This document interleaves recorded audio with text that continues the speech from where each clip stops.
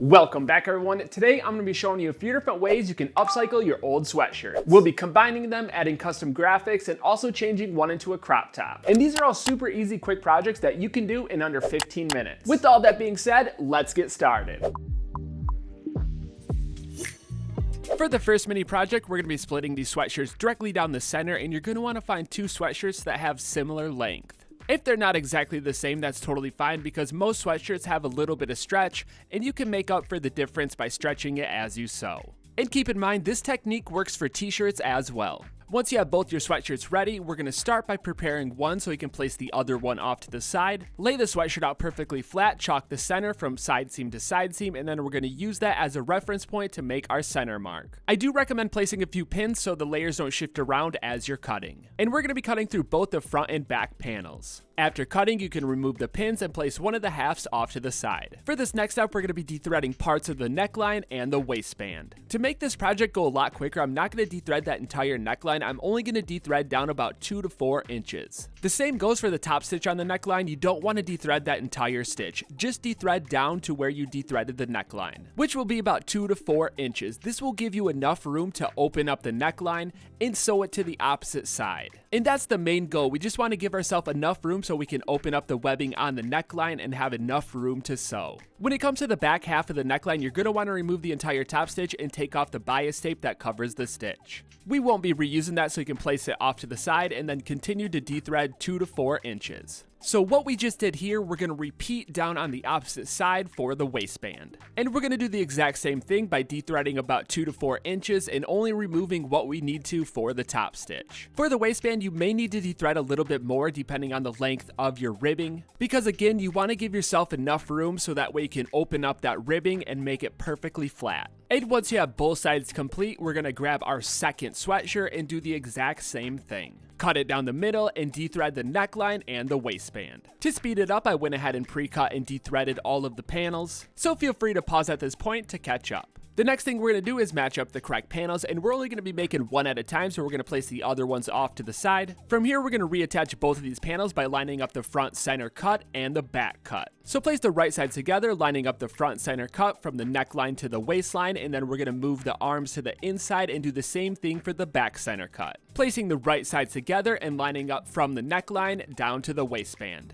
And before you go any further, we're only going to be sewing the body panels and not the ribbing. We'll be doing that in later steps, so just keep it out of the way as you're sewing. And from here, we're going to sew at a 1/4 inch seam allowance. I'm using a serger to make this stitch. If you don't have a serger, I recommend using a zigzag stitch. This next step is optional. We're going to be adding a top stitch on that center seam, and I'm going to be folding the seam allowance over towards the pink side and adding my stitch on the pink. And when it comes down to it, you can add it on either side. It's not going to make any difference. I happen to have a matching thread color for that color, so that's why I went with the pink. And as you can see, that top stitch really did make a big difference. It separated those panels and made it more of a harsher edge. And if you're not going for that look, this is optional, so you don't need to add it. Moving up towards the neckline, we're going to place the right sides together for the ribbing, place a few pins. Do the same thing for the back side of the neckline, place the right sides together, add a few pins. And if you need to dethread a little bit more of that neckline to give yourself more space to sew, you can totally do so. Move down towards the waistband, and starting with the front side, we're going to place the right sides together, add a couple pins, and do the same thing for the back side. Place the right sides together and add a few pins.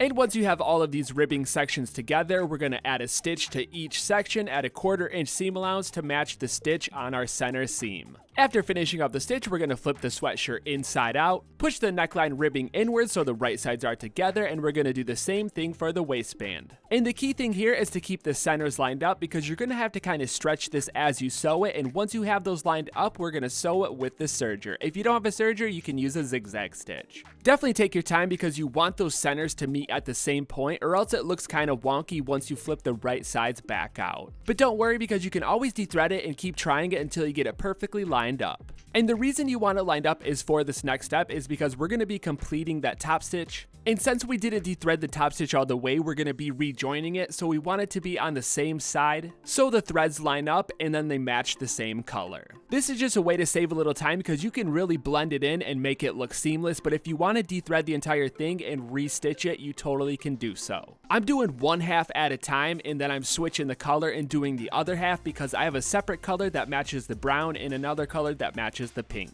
It's definitely worth trying it this way. If you don't like how it looks, you can dethread the entire top stitch and then restitch it for a seamless finish. But that's going to complete the split sweatshirt mini project. From here, we're going to be adding a logo to the front of it, and this will be the second mini project. You can do this to any sweatshirt, t-shirt, or pretty much any garment. So I want to quickly go over what we're going to be doing. We're going to be taking a logo and adding it to the center, and you can take this from a t-shirt, a sweatshirt. If you are taking it from another sweatshirt or t-shirt, if you're using a t-shirt and a sweatshirt combination, you're going to want to double up the t-shirt so it kind of matches up with the depth of your sweatshirt. I'm actually going to be making my own logo to add on this, and I'll be using a Sherpa style fleece. And the reason I chose this one is that the thickness of this kind of matches the thickness of my sweatshirt, so there's not going to be too much of a difference once we sew it on. And if you're wondering how I got the logo onto my fabric, I used an embroidery machine. Depending on the style of fabric you're using, you can either use an embroidery machine or you can screen print. But anyways, moving back to the project, we're going to grab our sweatshirt and the swatch with our logo. And you want this piece of fabric to be big enough, so if you are cutting out a logo on a t-shirt or sweatshirt, make sure you cut a big chunk of that shirt out to give yourself enough space around the outside edges. The easiest way to add this to the front is to flip the sweatshirt inside out, grab your fabric or logo, and we're going to place the right side of the fabric to the wrong side of the sweatshirt. And this is on the front panel.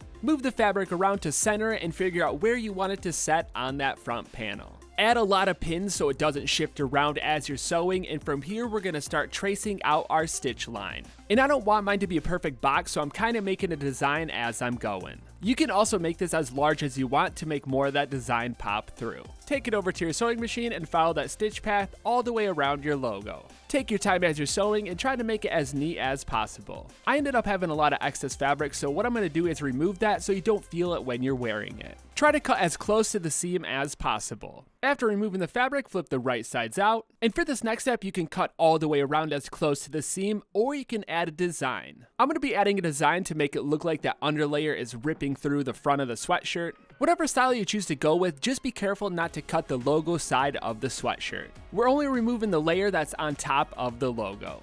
At this point, you can be done, but I don't want these flapping around as I'm wearing it, so what I'm going to do is sew each one of these down with a straight stitch. If you cut the entire part out and you don't have any of these, then you can skip this step. You do want to pin these down because they move around quite a bit as you're sewing them. And once you wash this a few times, those raw edges will start to fuzz up and it looks really cool. But that's going to complete the second little mini project, and again, you can do this to any sweatshirt or t-shirt or pretty much any garment. Moving on to the final mini project, we're going to be transforming one of the sweatshirts into a crop top. The first thing you want to do is determine how much of the sweatshirt you want to remove. Keep in mind we are reattaching the ribbing, so that will add a little bit more, so you want to make up the difference. Before you cut straight across, I quickly want to go over that you can actually make this an arc, or you can kind of make it into any design you want. You don't just have to cut straight across, so get creative with it and have some fun.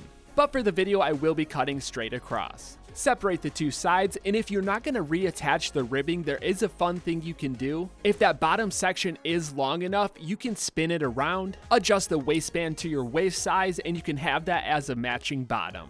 It's just something fun to keep in mind, but for the video, we're actually going to be utilizing the ribbing, so we're not going to be adding that step. And what we want to do is remove the ribbing, and there's a few different ways you can do this. You can dethread the entire thing, it takes a lot longer, or you can use scissors and cut directly at the top under that seam. You're only going to lose about a 1/4 inch, and I think the time it saves is well worth it. And the extra fabric left over from that bottom section can be utilized for pockets, or you can even make a hood out of it. I will be covering that in the video because everyone uses a different size sweatshirt and you might not have enough fabric left over. As you can see, the ribbing is a different size, and that's because it stretches and then it cinches that back in around your waistline. And before we reattach it, I want to quickly go over how you can adjust it. If you're looking for more of a cinch fit, you're going to take that waistband in by sewing the seams, and you can play around with it to see how much it springs back, and that's pretty much where it will fall after you sew it. But I'm just going to keep this one as is. Flip the top section inside out, open up the bottom, place the ribbing inside the opening, lining up both the raw edges for the body and the ribbing.